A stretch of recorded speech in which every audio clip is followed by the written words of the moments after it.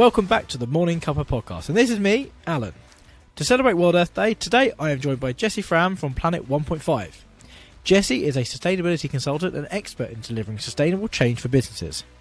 With a background in marketing and sustainable process delivery, she has worked with some of the world's leading brands across various industries. As the founder of Planet 1.5, Jessie's mission is to save the planet one business at a time by working with organisations to integrate sustainability into their supply chain, operations and marketing strategies. In this episode, we discuss the pros and cons of being vegan, food waste, and some great tips on how transport operators can reduce their environmental impact. Anyway, strap in, let's get to it.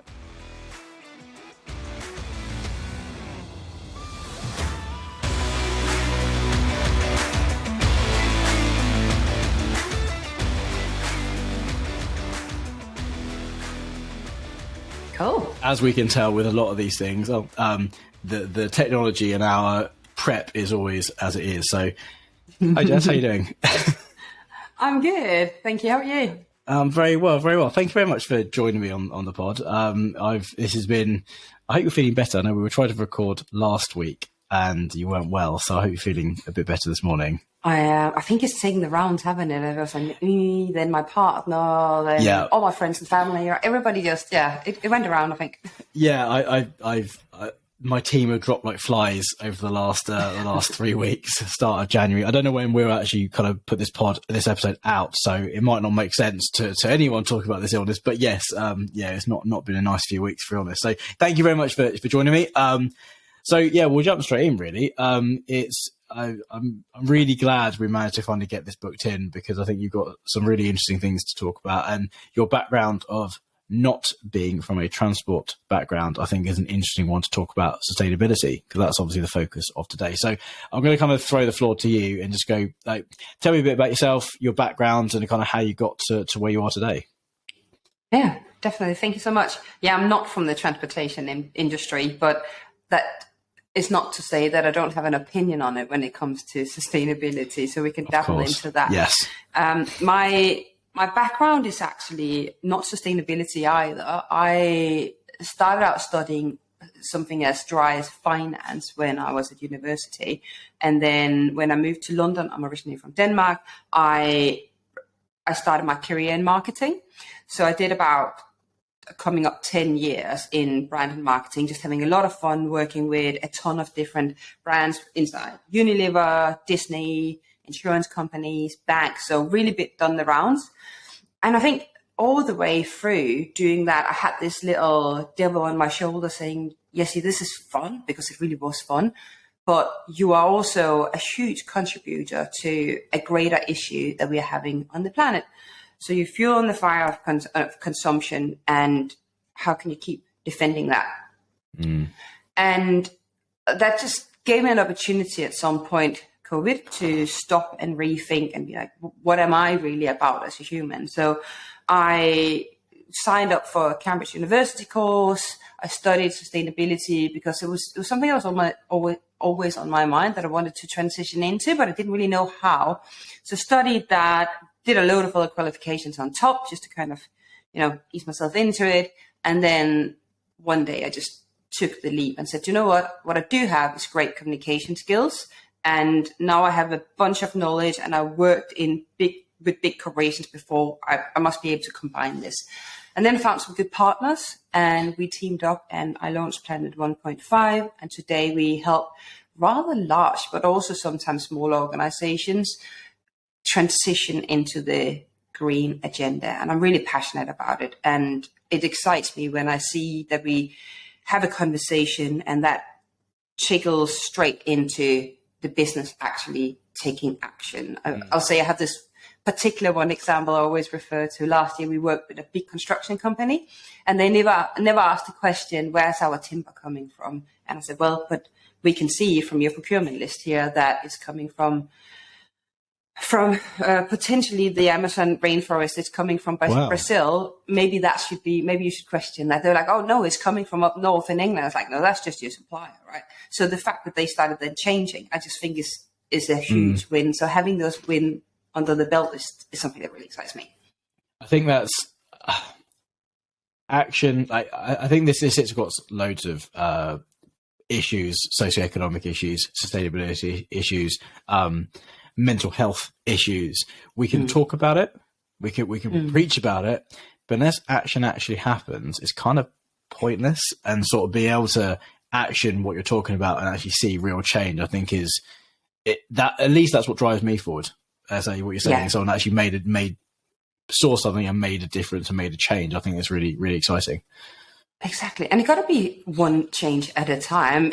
We're talking about all these big leaps, but we got to remember that from getting from where we are to net zero and focus on better biodiversity and having a healthy and thriving society with right to education and roof over our heads, we got to take a million small leaps within that to get there. It's the same with everything though. I mean, it's what I say to my team, like we've got kind of big commercial goals as a business. We want to grow, we want to help more people, we want to make a difference to the wider society within transport and logistics, and that's our goal. But it just takes one step at a time. You just need to go one at a time. You just got to keep moving. It's like if you're looking up a mountain, climbing a mountain, it's like got to take that. It sounds so cliche when you say it, but you've got to just keep moving forward, and it's one step at a time. And I think, I'm gonna lay it out there kind of right now. Is I'm not vegetarian, I'm not vegan. I know you are. I know I've seen your LinkedIn. You're very passionate about this sort of stuff, and I commend you on it. I must say, my 4-year-old has started to make the realization of where food comes from, and she is questioning me of why do we eat those. And you have a very good point. For me, it's behavioural change that I struggle to make change with. But anyway, that's But do you know what? I have a point on that. I don't think you have to be fully either or. I'm going to confess on this podcast that occasionally I have a burger. I just absolutely love a burger. It's my go-to. And I think we can't restrict ourselves so much so we don't live. But if everybody were not even vegan, but vegetarian 98% of the time, and then every now and then, fine, then go and have that cheat, then it was fine. But the fact that people don't dare just cutting down a little bit is. I think I almost look at it the other way. You look at. I don't know the statistics. I must say I very rarely do much preparation for the podcast, and these all come up. And I wish I knew the thing.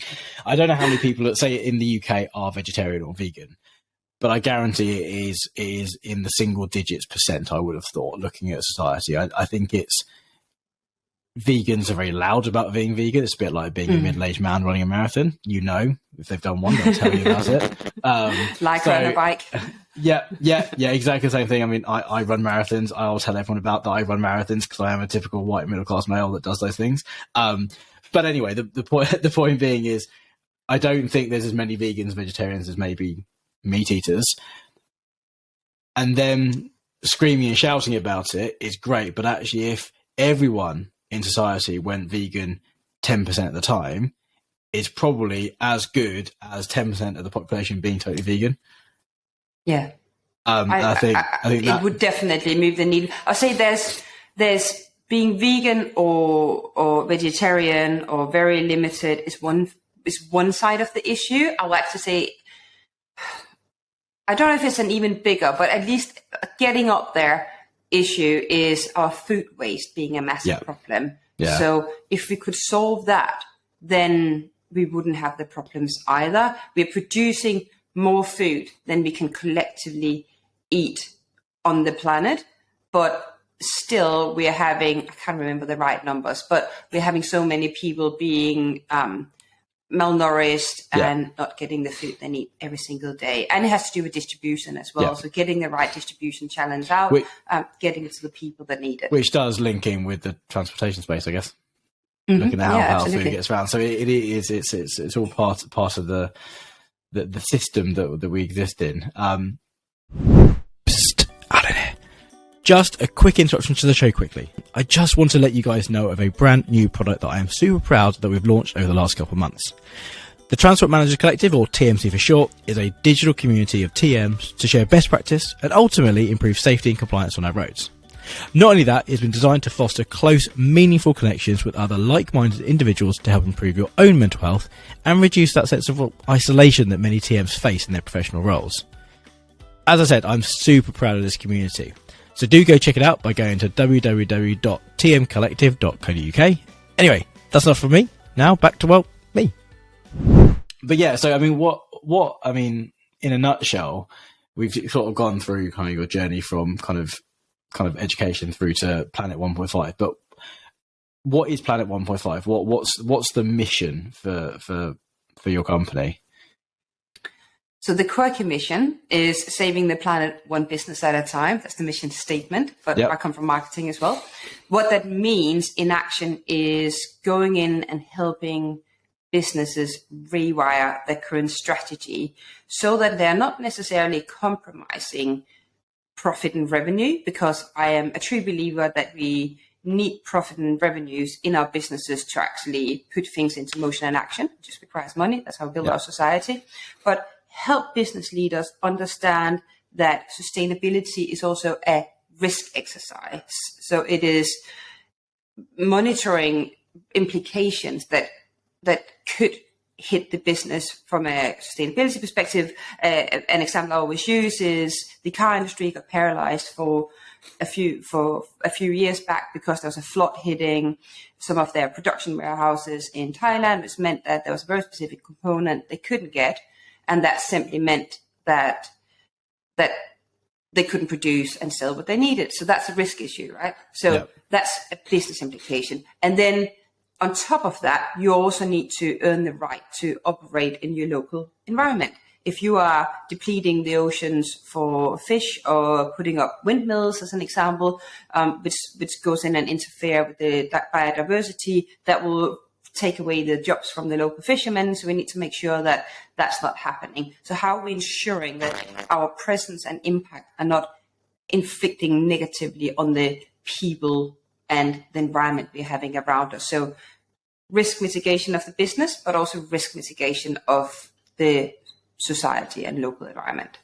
So how do you actually do that? Do you actually do you go in as consultants, you go into an organization and sit down with them and actually analyze bits of their business and then sort of put together a strategy in place to help them move forward? Or do you have them exactly that. I'm guessing there are frameworks out there that exactly that. There are frameworks. So we will, if it's a completely new business that's not really touched on this before, we'll go in and create what we call a baseline year. So we'll do their carbon footprint. So that's the emission side. We'll then identify hotspots for where your biggest emission drivers, and can we set some targets where you can start progressing towards doing better on that. But we'll also do a holistic analysis of the business and its operating environment. So speaking to people within the organization, speaking to stakeholders around the organization. So that could be clients, it could be suppliers, it could be people that are impacted by their presence in the local environment. Go and speak to them and just understand their view of the business. And then we start mapping out different triggers across social and environmental, sometimes even economic. We understand how the business has already built governance around its organization. And then we use this information to identify hotspots. So formulating this into an action plan for year one, and then in year two, we'll come back and say, okay, so what happened and what didn't happen, and help them build out new targets and new strategies to keep accelerating the business into the green agenda. So Planet 1.5 came out of COVID. So you've been going, what, 3 years now? 2-3 years? A year and a half. Okay. So you haven't yet seen, have you started going back into customers that you started working with to begin with and started doing their sort of like year 2, year 3? We're starting to do that right now, where we're going in and saying, okay, so what happens? And I'm going to tell you, it's much easier to do it the second way around, second year, because I can imagine. The first year is you're running around with the finance department and saying, okay, so can I have some data on where did you buy this from and how many amounts did you do and who are these suppliers? And if there's 10,000 suppliers, we've got to make priority lists around who we're actually inviting into conversations, who's the biggest driver of impact in your supply chain. But once you've done it once, the business quite quickly realized that if we do this every year, we've got to build a system around it. So so that's how that is. So are you starting to see the impact that you're having on these businesses? Do you go in and see what they've done in the last year and you kind of go, we said we were going to help you do this and you have done this and you have reduced your emissions, you have done that, and you can now see material impact of your definitely intervention. So you're starting to see that now. We're definitely starting to see that. A classic example is waste. So we work with a construction business. They were having a ton of waste lying about that they didn't necessarily repurpose or were very aware about what happened with it. So now they're really deliberate in where it's going, but also half the problem was just laziness. So building an awareness and a culture within the business actually started accelerating some of these points. And then I think the other thing which we're starting to see is the culture within the business. It's a changing mindset. So everybody that are on a building site or driving a vehicle from A to Z are well aware that they might go out with a product, but what can they actually do to optimize to go back with something as well? So that they're not driving around empty.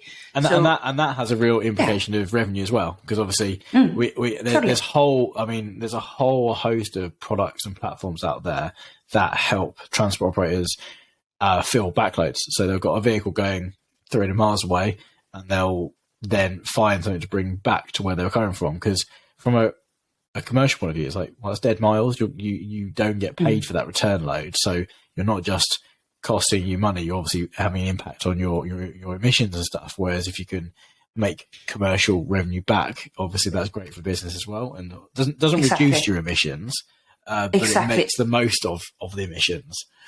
Exactly. And it's one of our points is, I think there's a good business model in doing sustainability because you start becoming more effective and you're utilizing your resources. So the waste example as well, instead of having bits and bobs of stuff lying and floating about, they're saving huge amounts of money of actually utilizing what they're having, what they've brought into the problem business. With a lot of, my wife works in construction. She has done for the last 15 years. So kind of I see inside a lot of these firms.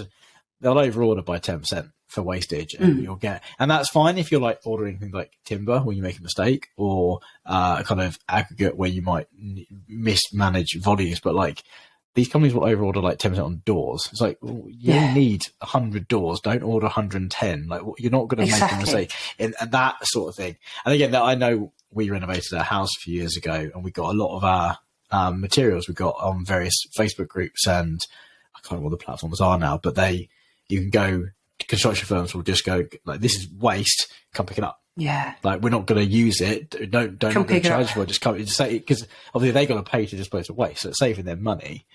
But talking about construction and waste, one of our customers we work with is a concrete firm. So they mix up concrete they've got quite a lot of jobs on HS2 at the moment, which is, let's not go into the that. I think there's many kind of discussions. many opinions on that HS2. So do I. But Did you know, by the way, exciting now that you mentioned concrete, is the second most used or consumed material on the planet. Is it really? After it water. Makes sense. Wow. After water, isn't that there crazy? There you go. Yeah. I can't remember how many hundreds of tons per citizen on the planet per year it is that we pump out, but it's an absolutely insane number. Oh, I never really thought about that.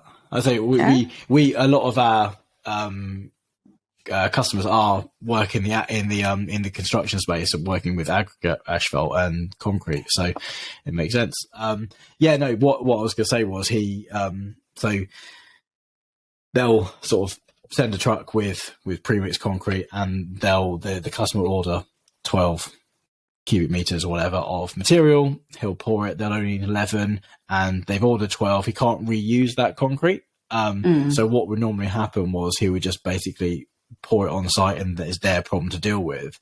But then he realized that people want to buy concrete blocks.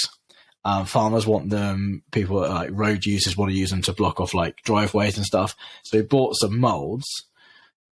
So he then comes back because concrete mixing is one of the few vehicles that can't do a return load.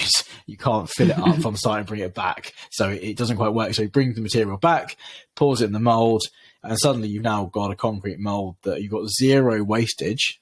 Like literally his wastage is zero now. That's really good. And I looked at he spoke about kind of how much revenue makes. He actually makes more money off selling that block than he does off the value of the concrete that he sold. So that's really good. So, and it's complete zero waste. It gets used. And from a commercial point of view, it obviously is really good for business as well. So I think I think there's a general point in that. So he's obviously innovated on how he's utilizing a product, Yeah. And I think sustainability is the perfect brief to do innovation through. So back in the days, we would have our businesses and we say, what can I do to beat my competitors?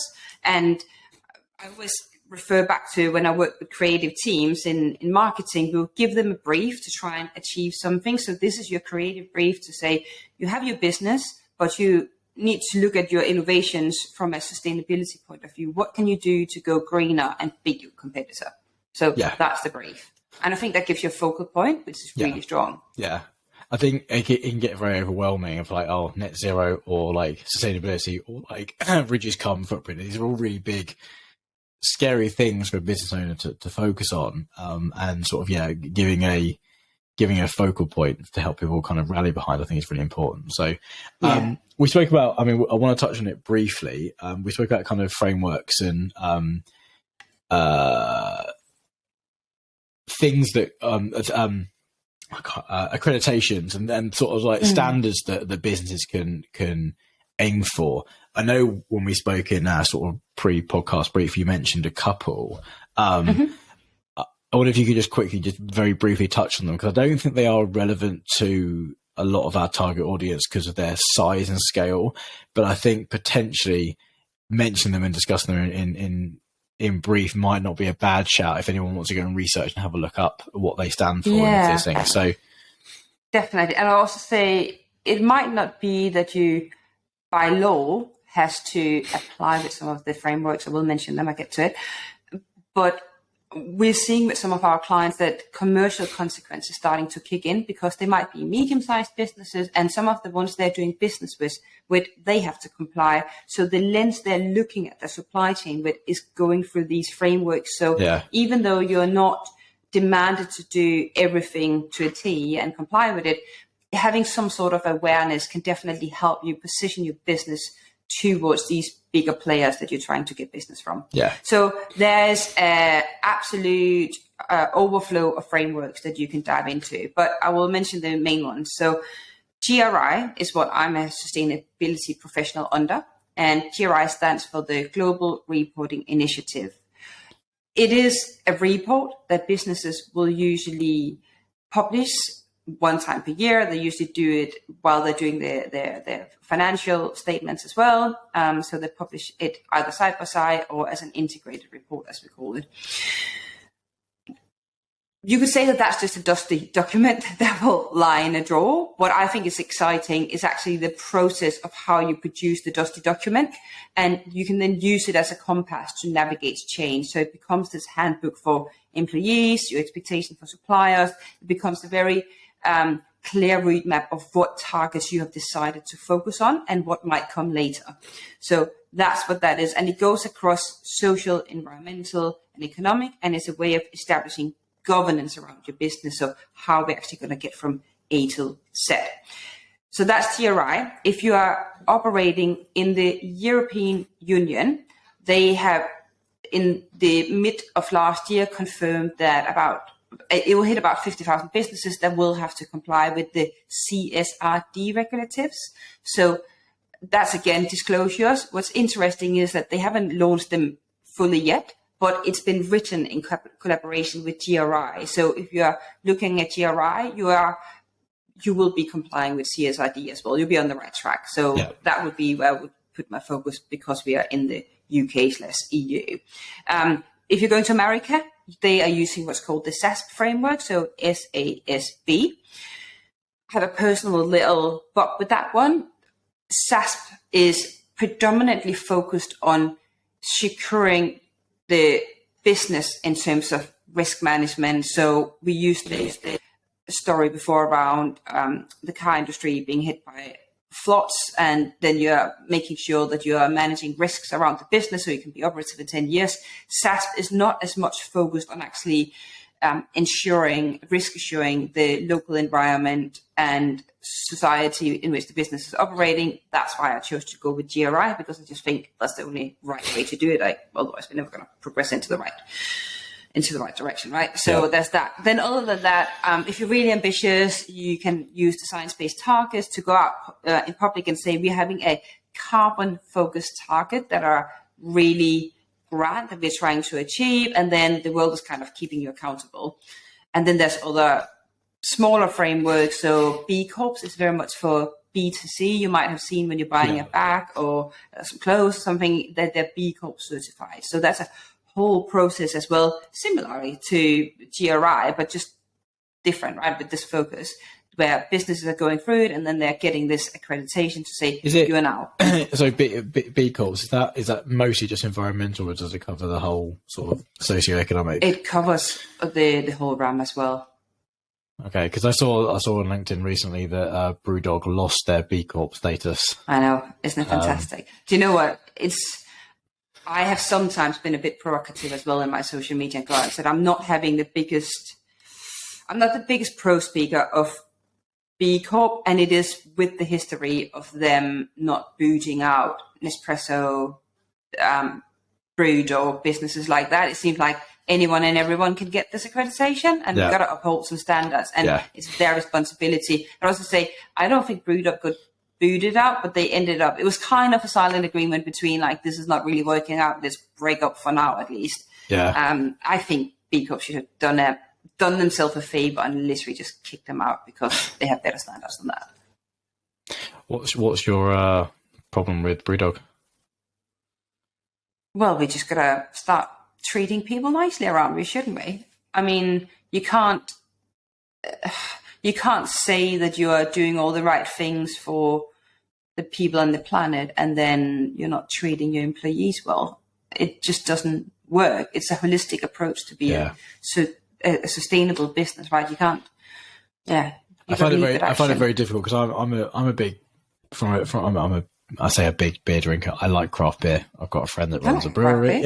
So I quite like Brewdog's bars. They're very well run. They're very well set up. I like, me and my friend go and drink them fairly regularly. It's very hard to actually understand how they treat their employees, because on one hand you've got kind of BBC Panorama kind of episodes like going in and doing investigations, but then you've got kind of other people saying other things. It's just like he said, she said. It doesn't. I don't like having an opinion on it, because I think it's tough, because I think as a startup myself, sometimes you do grow quicker than you intend to, and some cultural values do get lost, whether that's an active kind of decision you make to treat employees that way or not. You can have two or three, he employs thousands. It's like you can have two or three disgruntled employees that get a voice, and then suddenly you can be tarred with. And I'm not saying James Watt is an angel, any sense of the word, but it's just sometimes some things get blown out of proportion. So I don't like to be too provocative with companies like that, just because I don't think it's fair, because I don't want to feed into the storm that someone's whipped up by the media around it. It's like him being like getting slammed for the Hazy. Was it Hazy Jane? No, not Hazy Jane. There was one that had it was almost like being one of your 5 a day, because it had fruit in it. Sorry. And it's like they got slammed and fined by the Advertising Standards Agency. It's like, yeah, but beer obviously is not one of your 5 a day. You don't like it. Doesn't. You don't have. People got to think. Yeah, it's like just to be aware that like the rainbow, that Skittles don't actually taste like rainbows, and Red Bull does not actually give you wings. Like it was kind of that sort of thing. I was like, sometimes it's kind of blown out of proportion. But anyway, we digress slightly away from sustainability. I guess like from our listeners' point of view, like these frameworks are great and they're fantastic if you've got big organizations buying into them, but how can an organization of a couple million turnover might employ 10 employees? They probably run their company out of their back bedroom. Like, how can they make a difference in the same way? Do you know what? I'm going to give them a tip. It's a free tip. They can go on GRI's website or on SASB. Just Google it and it will come up. On SASB and GRI's websites, you can actually download their disclosures. So there are what we call sector disclosures, and I believe there is for transportation as well in GRI very specifically. So I would go in and then I would just read over some of the disclosures. And when I say disclosures, it all sounds very complicated, but a very basic disclosure is where your company registered, what do you do?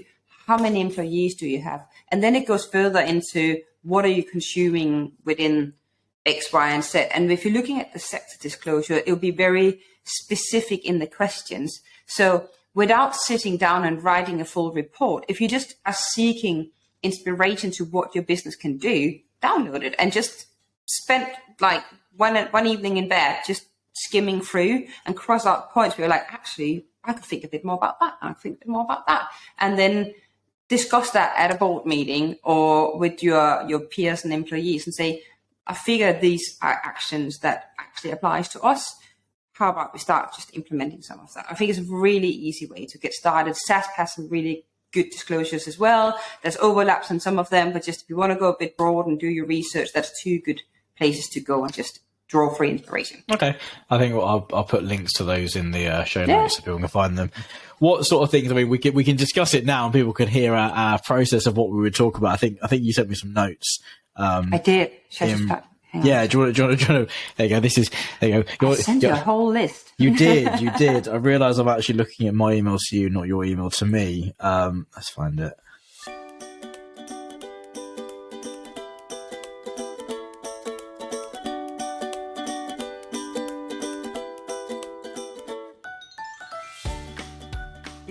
Here we go. Yeah. All right. So, should we actually run through? Let's whistle through. Yeah, that's fine. Then Let's go through. So I have divided it into two sections because I think it's very important that everybody can get involved with this. So on the basic side, it is for drivers, it is for teeny tiny businesses. Everybody can think about this. So the first point is to use full efficient driving techniques, such as maintaining a steady speed and avoiding excessive idling. Yeah. Simple. So as fuel efficient as we can be, think about it. It just matters because we spoke about this earlier. Every little step on the way all adds up. Because I think before we even dive into these, I think what we're going to look at is the main thing we're trying to reduce here is the emissions out of the vehicle. Like ultimately, that's what we're trying to mitigate is the amount of if we improve the fuel efficiency of a HGV. Not only does that reduce kind of carbon emissions and particulate matter and all the other stuff that kind of comes out the back of a truck, but also you're burning less fuel, therefore you're burning less money. And so I think that's where there is a direct relation between sustainability and emissions and revenue or cost anyway. Exactly. So I think these are all things that every small transport operator can do and should be doing, and some are doing. I mean, looking at these notes, these are things that a lot of our operators are trying to do. But so I think that things that are around like driver behaviour. I guess there's things we could. There's schemes that you could put in place, like most efficient driver can get a case of beer at the end of the month or something. Yeah, exactly. Incentivize some actions and just start creating that culture and awareness. And I think it's interesting. There was some research done amongst elderly builders in a construction site. It was a research piece that was done in Denmark, of all places, and the people that did the research assumed that the people on the building site didn't really care about that thing, sustainability, but it turned out that they actually really cared. So I think let's not undermine people that are working everyday jobs, such as drivers. Like, they might very much care about it. So the fact that we can now incentivize, not purely on, hey, the owner of this company is going to make more money, but you are actually also going to contribute to your kids' future, I think is really important. Yeah. And it's not at detriment to the business. It's not a detriment to the driver or the operator. So I think I can't see there being any negativity around that.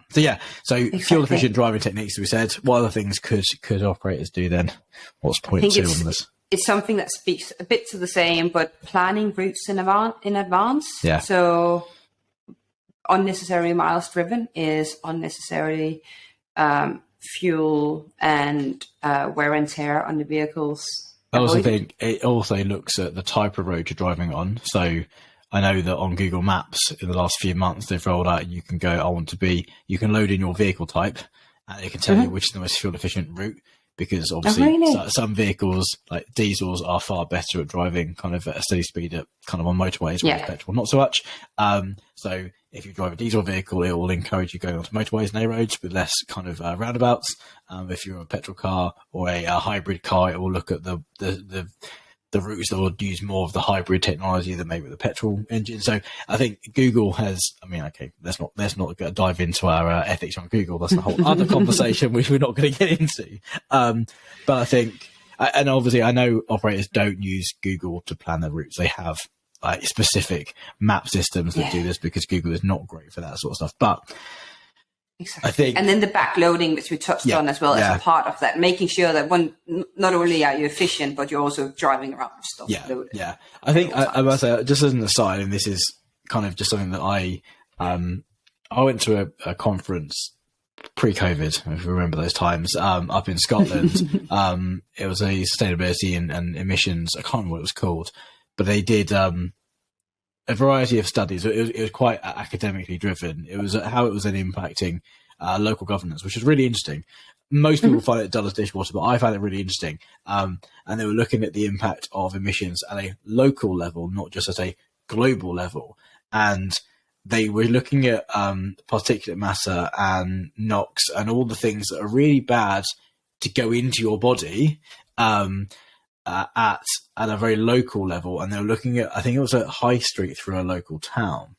And obviously got cafes and restaurants. So the high street going down the middle with heavy, like kind of full use road, not pedestrianised.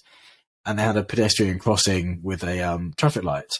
And they were doing studies of like, what are the emissions at a local level, putting it kind of on the high street. And it was like hundreds of times higher than the local, than the kind of the atmosphere.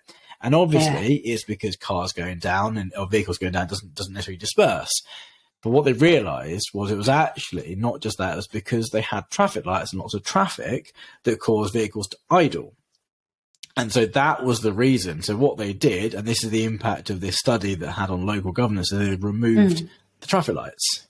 Yeah. Suddenly, the roundabouts instead, or I can't remember specifics, but they basically improved that. They looked at, therefore traffic flow had a massive impact on emissions. It doesn't stop it emitting into the atmosphere, admittedly, but actually from a local point of view, to that kid that's got asthmatic walking down the road to his school, you suddenly reduce the amount of those emissions in that local kind of bubble just by changing up traffic flow. And I thought that was really interesting kind of use of data. And it is interesting, right? Because if you take that particular impact further, then you say the kid got asthma, that's really bad for the kid, but that gives implications on our healthcare system where he needs treatment, and all of a sudden for him to get treatment, there's a knock-off effect. But all the setups of having NHS existing in the first place have all of these complex inputs as well, which is also driving further emissions. So it's not just one simple little, we're drawing that out from the atmosphere. It's the fact that people get ill and then that feeds into another system. And all of a sudden we're having this monster that are just evolving. Yeah, no, it is.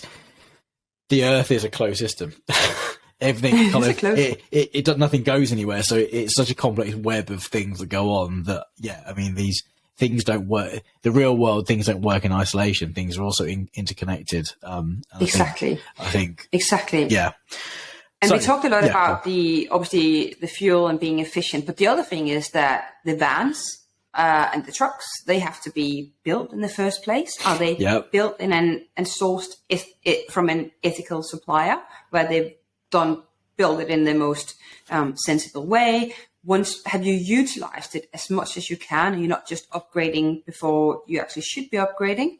And once you are getting rid of the van, what's happening to it then? It's funny, we had a client conversation with someone that had lots of heavy duty equipment and different like building machinery. And they sent it to someplace in Africa, in lack of a better phrase. And that's lovely in the sense that it prolongs the life of this machinery. But what happens afterwards? Because that's actually where the real impact are. So, make sure that the life gets prolonged. The same goes for laptops and that kind of thing. But what happens afterwards? That's the responsibility that the business is going to take. Yeah. I think I went on a holiday to Morocco a few years ago, and I noticed that all the trains were ex-Belgium trains.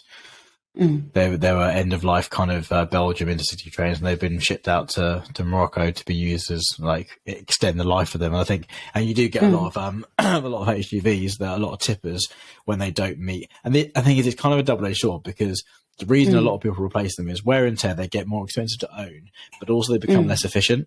And obviously, as new vehicles roll out, so you had like Euro 5 vehicles, now we've got Euro 6 vehicles, which are obviously more efficient and meet higher standards. Those Euro 5s, like for example, you got like all the various clean air standards, so you can't drive a Euro 5 into London anymore. You've got to drive a Euro 6 in, so it's obviously more less emissions driving around sort of central London with people and population and stuff. But what do those happen to those old vehicles? They're perfectly serviceable, they're just not as efficient. Well, they get shipped out to Africa. So they're not leaving the planet, they're not being used. So they're still pumping out emissions, but it's not exactly. It's not our emissions. And is it better that it's being pumped out somewhere else? Well, it's better for us, but not for the planet. Yeah.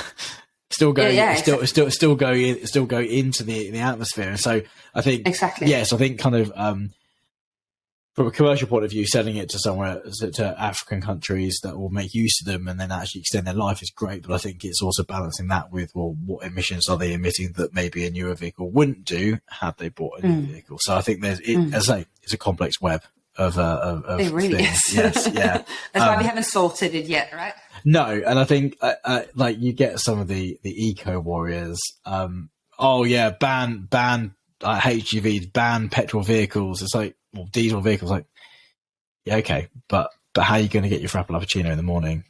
How are you going to get your tofu to make your vegan meal in the tomorrow night? It's like, well, it's got to get from somewhere, isn't it? Like, you can't, exactly. We need transport and logistics to function as a society. And also, there'll be someone who's done a clever calculation on this, but what are the break-even point where you're choosing to discard a completely well-functioning vehicle that has also taken all sorts of emissions and crap to produce, to dump it somewhere to produce a new vehicle that are somehow more efficient? There's a point where it still doesn't make sense, where it's actually better to use what you've got and then transition. I think on average, from what we can tell by our clients, is about 6 or 7 years is the lifespan before the vehicle becomes it needs to be replaced for commercial reasons, and that is usually because of the cost of maintenance and technology changes, and so emissions change and stuff, and obviously regulations and legislation changes as well. Like you, to drive in London, you've got to have a Euro 6. Like, you have to do that whether you like it or not. You've got to replace your vehicles to meet those standards. So there is external factors as well as internal commercial reasons. But obviously you can extend the life of these vehicles by maintaining them well. Which I think is kind of... Which is, I think, also one of the points on the list, right? Make sure that you are going through maintenance and taking good care of what you got. Another point is the point around you're driving around with things. There might be stuff that you need to discard and dispose. So make sure that that's recycled properly. You take it to the right place so that's done. I know that sometimes you wrap things for good reason. You can actually get really good sugarcane wraps instead of oil-based wraps. Yeah. So using the right things in the right context will also help you reduce your impact. I think it's difficult until mainstream suppliers bring those products to market in a easy to use, easy to procure manner, but also they are priced appropriately. A lot of people won't make those changes, which I think is tough. But it's a choice, right? It is a choice. If it is on the market and you're trying to drive a push and you're trying to also impress the big guy who is procuring you in to do a job for you and they have to comply, then this is actually a selling point. And say, do you know what? We know it's a little bit more expensive, but we've done these things for these reasons. Yeah. And then in good comms, it could become a selling point that makes you more valuable and therefore you get the job in the long run. Yeah, so it's just small steps. Yeah, and it is small steps. It's not massive changes we're looking for here. I think, so I'm kind of looking down the point, down these points. So you got like reducing waste and recycling, which you mentioned. So, and that kind of extends beyond just direct transport related costs. Obviously, you've got kind of materials and parts and oil and fuel and consumables, but you've also got things like PPE, clothing, notebooks, paper, printing, all those things that go with running a business. I mean, you've got overheads as a small business. I've got overheads as a small business. Yeah. Transport operators got the same, using kind of making sure what you use is kind of eco-friendly and you do recycle and reuse as necessary. I mean, we are here at Hub, we are as paperless can be. We don't have a printer. Exactly. We don't print stuff. All of those things. But also realizing that even digital comes with a footprint. Well, so yes, yeah. Consuming devices mindfully is definitely one to do. And then I think if you're going just a tiny more advanced than shut the light and those things, it's if you went down the really political route, whose goods are you willing to transport around? Like, who are your clients? Are there someone you would say no to? Yeah. Because they give you a bad rep. That could be one. I will say, but that's quite political. That's like, if you're saying no, then you're really making a stand, right? Excuse those technical difficulties there. We've just had Wi-Fi drops and stuff. So we'll, I can't remember what we got to. I think we were looking at, we're looking at more advanced things that businesses can do. So I can evolve into the next thing and say, I think trying to create an understanding of where you are today. It can be something as simple as calculating your carbon footprint. There is tools available where you can do that for free online. The government have a tool.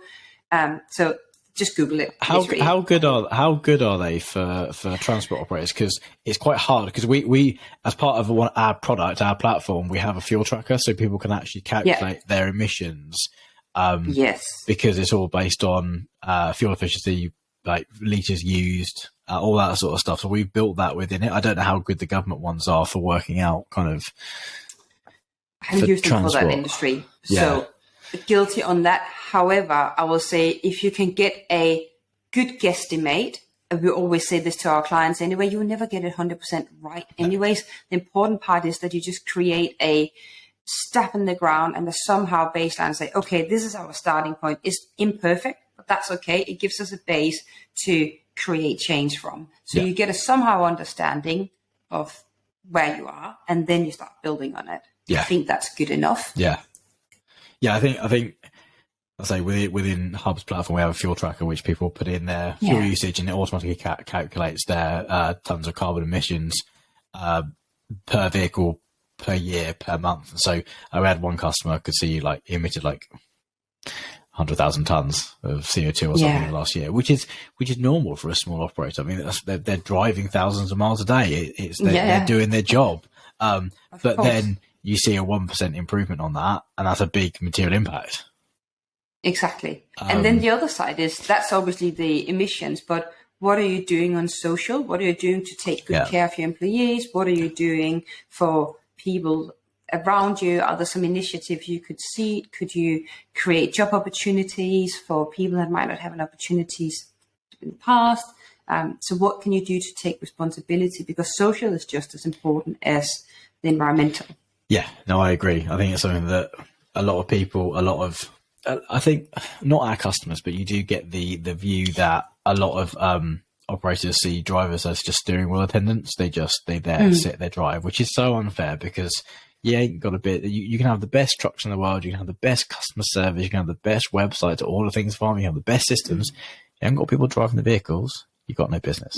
So you need to look after your people. I mean, I spend an awful lot of time making sure that Hub's internal company culture is one that people give a shit about, and not just about like, it doesn't work in transport, like allowing people to work from home. I don't allow people; they work from home. Like, they don't ask permission. They don't sing and go, "Oh, thank you so much." Like, yeah, well, if you're not well, if you want to avoid a commute, then just work from home. Like, mental health days, duvet days.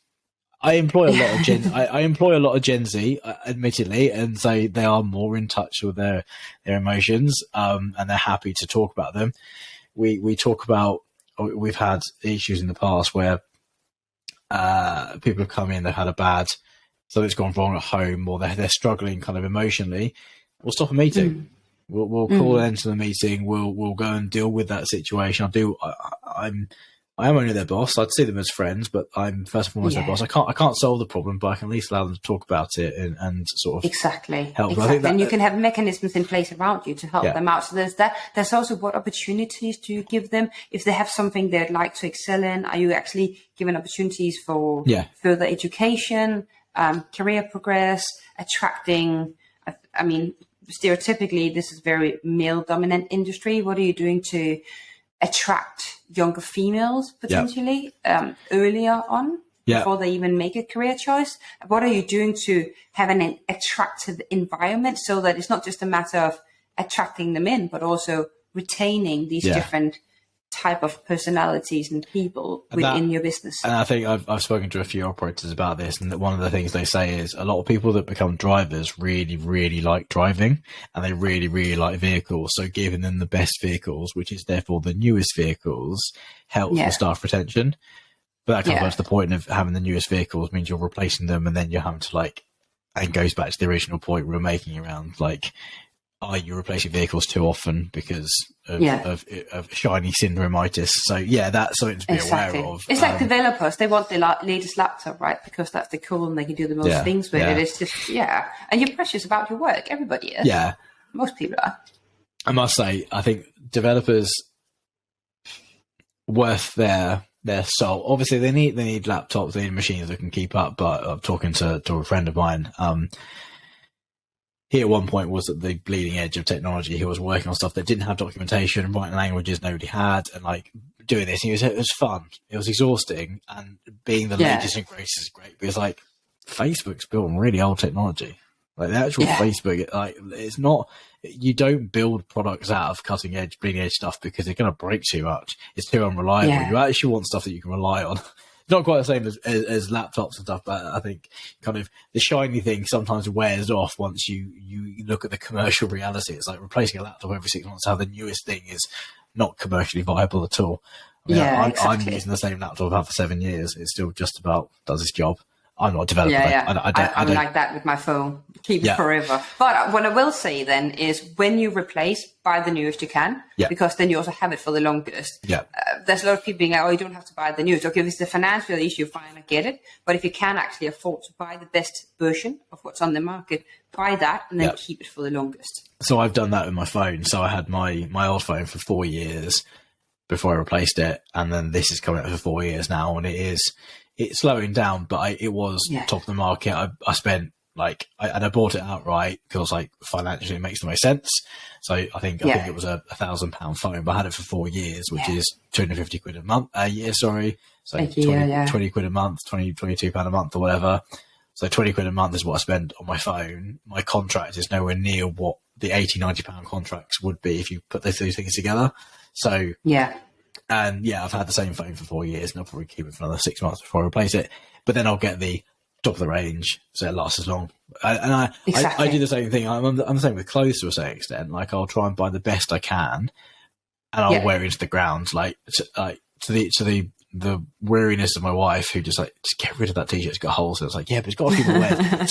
Stocks that are more hole than sock. I'll last another sock. I'll last none. I think it's just my mentality. I want things to last as long as possible because it's not from a financial point of view. It is from a sustainability point of view. Exactly, and it matters. It really does matter. It's interesting. Not this year, but last year's New Year, made a pledge to say that I would not buy any new clothes for a year beyond socks and underwear. That's okay, right? So I've kept that, and now I'm rolling into I'm on my second year now. Oh wow, okay. Not buying any new fashion, but you get to know where you're going, and I think the things you then find are usually better quality, and it then has something very special about it. And it takes a bit of getting used to, and it takes a bit of research to where do I then go and buy that t-shirt. But there's plenty of opportunities. I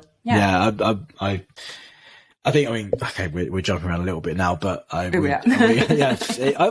it's important because it's all things we as humans can do to make a little bit of a change. That's exactly. That's my goal. So for our Secret Santa this year as a company, we Secret Santas traditionally are you get a £10 budget, you buy a crappy mug or some crappy joke t-shirt or whatever that's been produced, and then it probably goes in the bin, or it might go to charity if you're lucky. But more often than not, sit in a corner of the room before you just bin it. What we tried to do for the last few years, and this year was really successful, is we did a charity shop one. So That's really cool. £10 budget, so small budget, so it doesn't get out of hand, and you have to buy it from a charity shop. The more ridiculous, the better, because it's funny. It's great fun to do. And some of the things we got, I mean, Casper got this awful puppet that just scared the shit out of us. Kai, our copywriter, I bought him a pair of roller skates. He likes ice skating, so I was like, you can do it during the day. That's so good. But the idea is, not one of it is a new piece of content. Is new. It's all recycled or like repurposed and bought secondhand. But then, crucially, if you don't want to keep it, it goes back to charity. And so, what you've done is not only you've donated money to charity, which is good. You've not actually added any new products to the market, and that to me is we've only got 8 of us in the team. It's not a big thing, but it's like little things you can do, and I really but little things. And again, it goes into building culture and habits and awareness within the business, which is super important. And it's just one little thing, but it's something that they might bring with them home as well, and then they'll tell their family about it. This was a really fun thing, and should we do it this way this year? So it all matters with those little initiatives. I think it does. I'm aware of the time, and we're starting to run out of time, so we'll start to wrap up. But how can, if an organisation wanted to kind of speak to you directly and kind of work out what they could do, what sort of route do they have, and is it something that you would approach? Do you have a small business kind of package or a product? We would figure it out, and we do it very much, and we always price accordingly to the size of the business. So just because you're not Unilever doesn't mean we do not want to work with you. We will very much welcome you into our business, and we'd love to see how we can help out. I say contact us via the website. There's a direct email that goes into the info inbox and be picked up either by me or one of my colleagues. So there's that. I also say on our website, if you are interested in understanding where your business are, there's actually a really good virtual test that you can do. And that could, and I used to say to people, it's a really good way of just creating some inspiration about what you could be doing. So see where you are and take that and use it as a starting point. Also, if you go through all the way, there will be a targeted summary of actions that your business can take. And we spent quite a lot of time formulating this, and it's really helpful tool as the feedback so far. So I'll put a link in the show notes as well, so people can find that. And otherwise, I must say, I think it was John that put me in touch with you initially. You weren't on my radar or on my LinkedIn, but he was speaking to you, and I've subsequently, obviously, we've connected on LinkedIn, and you do post some good stuff. So if people want to find you, obviously, what's your LinkedIn? I guess your full name. It is my name, so that's quite straightforward. Another one is we're getting quite big on YouTube at the moment with content of all sorts. So just informative content. There's more about reporting, obviously, which is the heavier side of it. And that's just, if you go in and find @Planner 1.5, you'll get into that. So there's tons of things to consume there. I'll make sure I put all the, any other platforms that I need to be aware of? We're trying Instagram, not as big. So I would say the LinkedIn and the YouTube are the visual ones. I'll put those links in the notes below, so people can find you. But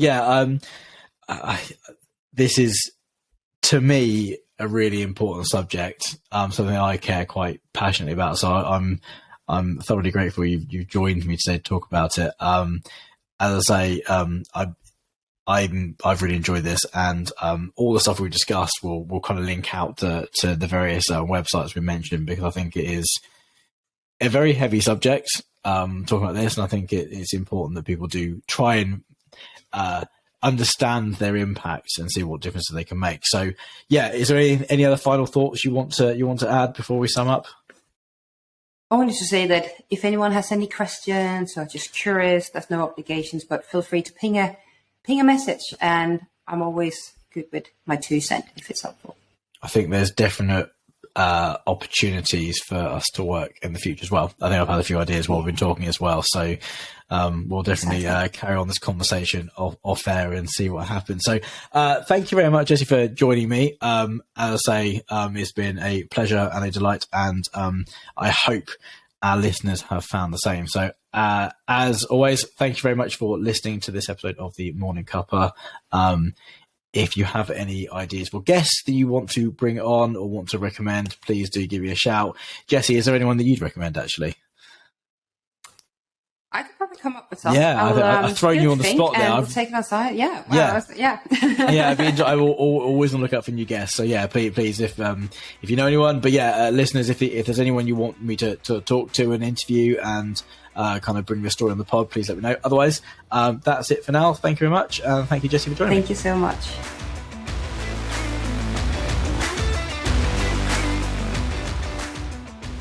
Big thanks to Jessie for joining me this week, and thank you so much for listening to this episode of the Morning Cuppa. If you liked this week's episode, be sure to go ahead and leave us a review on iTunes, Spotify, or wherever you get your podcast from.